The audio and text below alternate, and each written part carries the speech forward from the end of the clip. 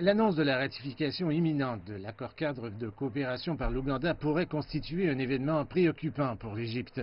Jusqu'à présent, le ministère égyptien des Affaires étrangères n'a fait aucun commentaire officiel à ce sujet. L'accord d'Entebbe est destiné à permettre aux pays du bassin du Nil d'établir des projets sur le Nil sans informer le pays en aval, notamment l'Égypte et le Soudan. 5 pays ont déjà ratifié le traité. Si l'Ouganda va de l'avant, le traité entrerait en vigueur, ce qui pourrait nuire aux pays en aval. Tout projet pourrait affecter le débit de l'eau en Égypte et au Soudan. L'Égypte est déjà dans une impasse avec l'Éthiopie pour la construction du barrage de la Renaissance sur le Nil. Le Caire estime que le barrage réduira la part des eaux égyptiennes provenant du fleuve. L'Égypte tente depuis des années de convaincre les pays en amont de ne pas agir de manière unilatérale, comme ce fut le cas pour le barrage de la Renaissance.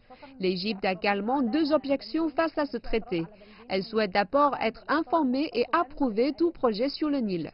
Deuxièmement, le processus de vote devrait être unanime et plutôt requérir une majorité, car les pays en aval ne sont que 2 des 11 États du bassin du Nil. Des pays en amont tels que l'Éthiopie et l'Ouganda souhaitent profiter du Nil pour la production d'électricité. Pour l'Égypte, qui se trouve en aval, le Nil est la principale source d'eau du pays. L'Égypte profite de tous les canaux diplomatiques pour combler le fossé et parvenir à un accord. Elle renforce également les liens avec ses voisins africains pour assurer une solution pacifique. Le président égyptien a clairement indiqué qu'une action militaire n'était pas une option. Et il convient de noter que le droit international oblige les pays en amont à informer les pays en aval de tous les travaux envisagés sur le fleuve. Ne pas le faire viole le droit international. L'Égypte et le Soudan ont refusé de signer l'accord pour le bassin du Nil.